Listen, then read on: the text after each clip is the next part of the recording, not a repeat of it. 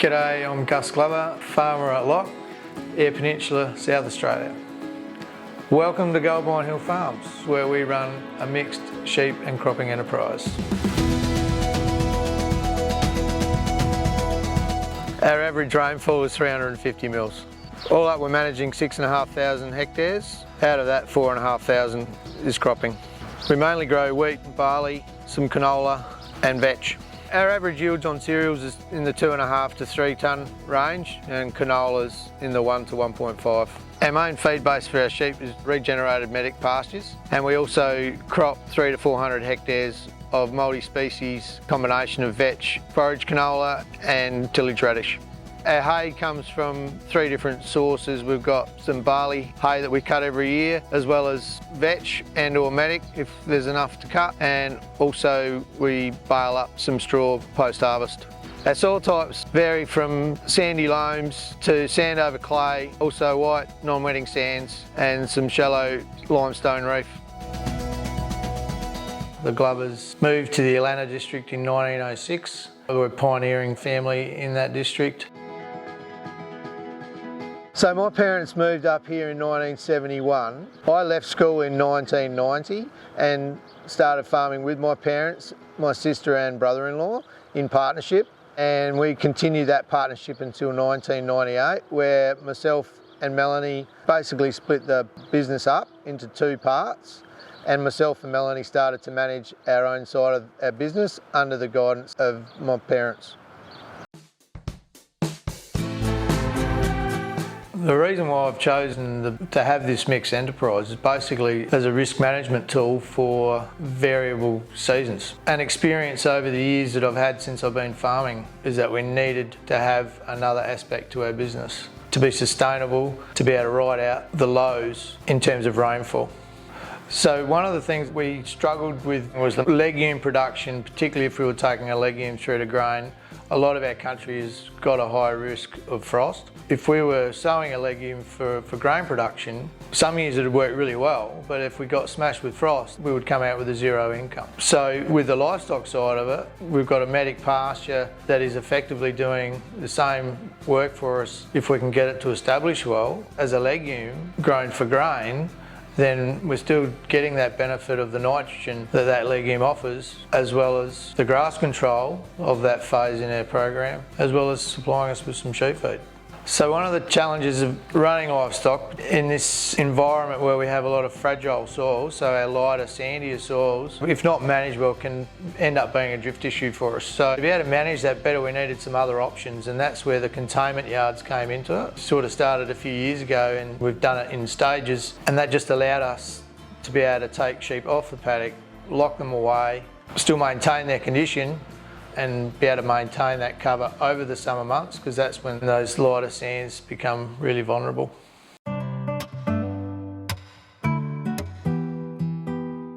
So we're running a self-replacing merino flock with 1,500 breeding ewes. We've been buying our rams for 30 years from Coandra Pole Merino, who's now located down the southeast. So the ASBV traits that we've been focusing on is the clean fleece weight, staple length, fat, eye muscle and post-weaning weight. Not really looking to increase our adult weights in our sheep. With the transition to mules free, we'll now be focusing on the breech wrinkle and dag score. We felt like our style of sheep lended itself to transitioning to the mules free. We had free growing wool and low maintenance sheep. With the 6-month shearing, we felt like we could transition into the mules free, and also felt like the industry was moving that way, so we needed to get our head around that. Since we've had our containment yards, we've been joining our rams in November whilst the ewes have been in containment, because that lines up with when we've got them in there, and that seems to be working well.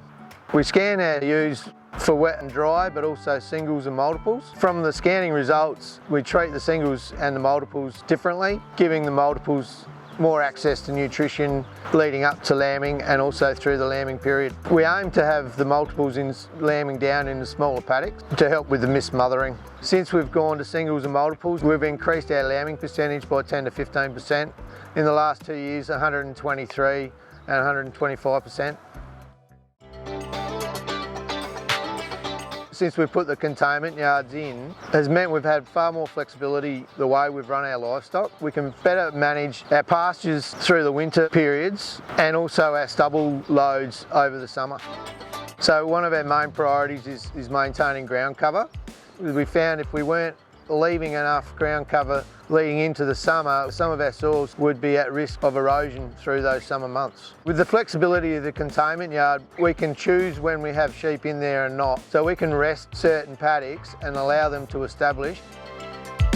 We generally move them in November, just prior to joining. Predominantly, if they're going into the containment yard, we're not looking to increase their weight or condition, we just want to maintain. We've found that a legume-based hay, as well as cereal hay and straw, has been giving us good results with being able to maintain condition. The general base to our diet in the containment is purely on hay.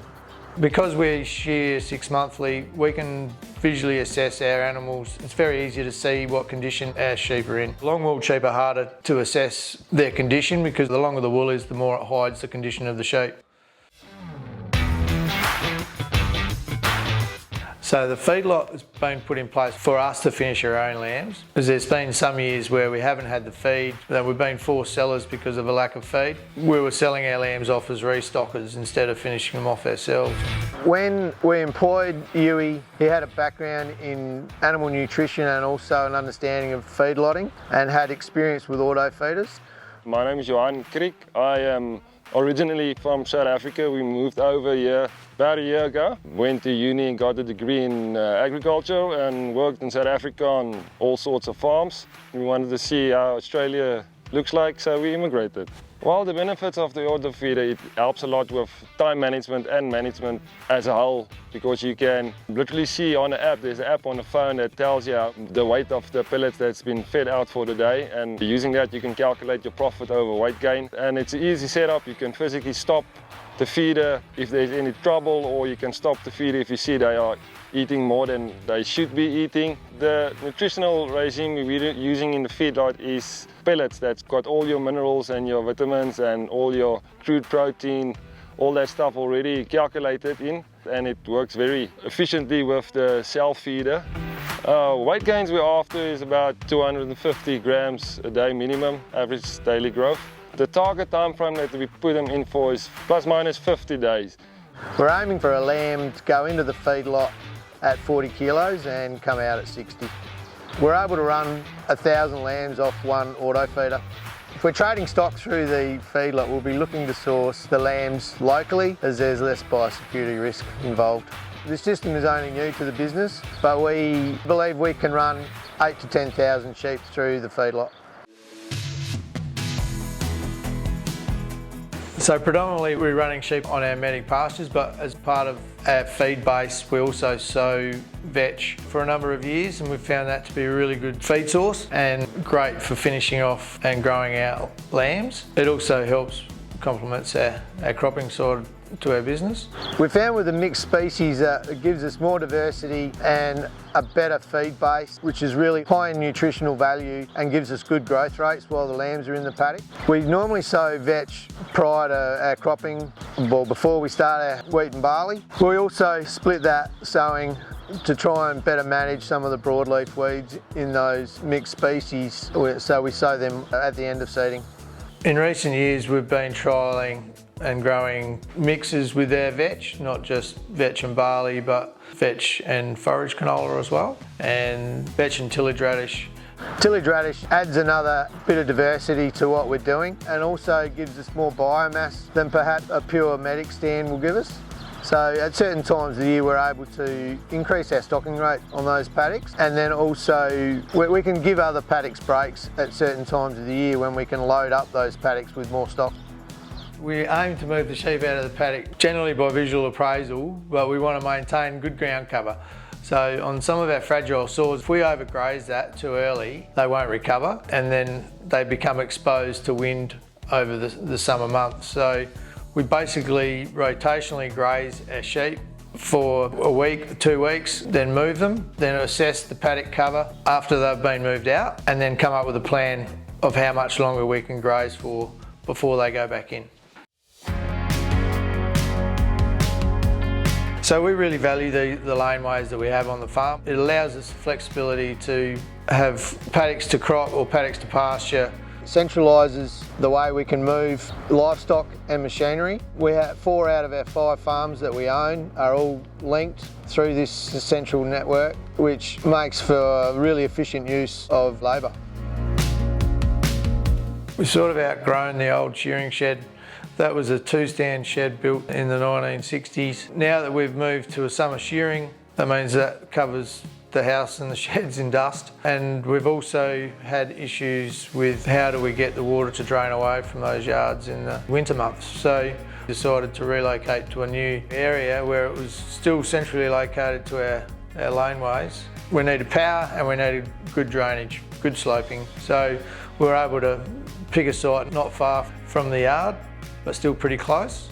So we plan to integrate the 308 auto drafter and also sheep handler and bulk handler into the design of the yards. This will help us to further integrate the use of EID technology in the future, where we will be able to monitor certain traits in our sheep and cull based on those traits, and also a cover over the whole facility. We felt like with the staff we currently have that we needed to have an office that was set up as a base close to where we were working and not in our house. And we also wanted to provide better facilities for our staff. Our water leak detection units are linked to all our water meters on all our farms, so we can monitor our flow rates and water usage, and also easily see when we have some issues in terms of maintenance. We're using weather stations to record our rainfall, wind speed, direction, humidity, temperature. I use data from those weather stations so we can monitor when we have frost. Also stored soil moisture. Particularly with some of the properties we purchased where some of that infrastructure had not been maintained, cropping was the main focus. You know, fencing and water infrastructure had been neglected. So that meant when we bought those properties we had major work to do and some infrastructure spending. So the staff we have been utilised to help get all those jobs done and get those properties up and running so that we can crop and run livestock on them as quickly as possible.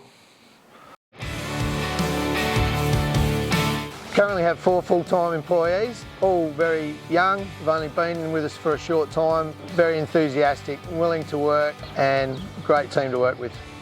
Yui came to us 12 months ago from South Africa, and he's been employed to take over the livestock management. The most important thing is they enjoy working here, and we give them an environment that's good to be around. What we do is based around team and everybody being a part of that team. Our meetings generally happen at 8 o'clock in the morning when everyone gets to work. Fairly informal, stand around the back of the ute and have a chat about what's going on.